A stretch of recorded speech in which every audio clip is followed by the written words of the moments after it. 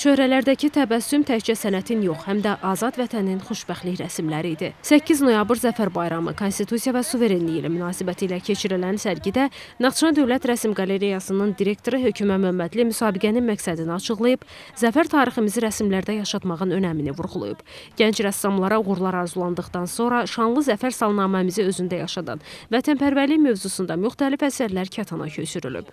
Bugün seçim turudur. Müsabiqənin yekun turu Naxçıvan Dövlət Rəsm Qalereyasında keçiriləcəkdir. Burada 3 nominasiya üzrədir. Birinci yer, ikinci yer və üçüncü yerlər. İştirak edənlərə isə fəxri fərmanlarla təltif olunacaqdır. Mən hər bir gəncimizə uğurlar arzulayıram. Zəfər bayramına həsr olunmuş rəsm müsabiqəsində fırça ustadları vətənə olan sevgilərini öz rəsmləri ilə göstəriblər. Onların çəkdiyi hər bir tablo zəfərin rənglərlə ifadə olunmuş hekayəsidir. Mən Zəfər gününə aid olan müsabiqədə iştirak edirəm. Əsərimdə Xarı bülbülü, Şuşanın mənzərəsini təsvir etdim. İnanıram ki, yaxşı bir yer tutacağam. Digər dostlarıma da uğurlar arzu edirəm.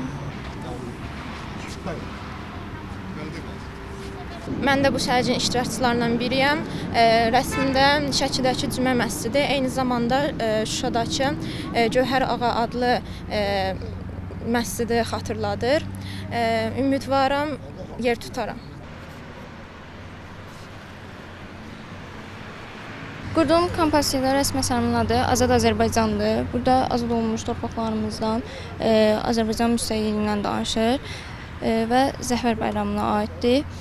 Yer tutacağına çox inanıram. Bu rəsmlər bir daha göstərdi ki, şanlı zəfərimiz fırçalarda, ürəklərdə və düşüncələrdə yaşayır və daim yaşayacaq.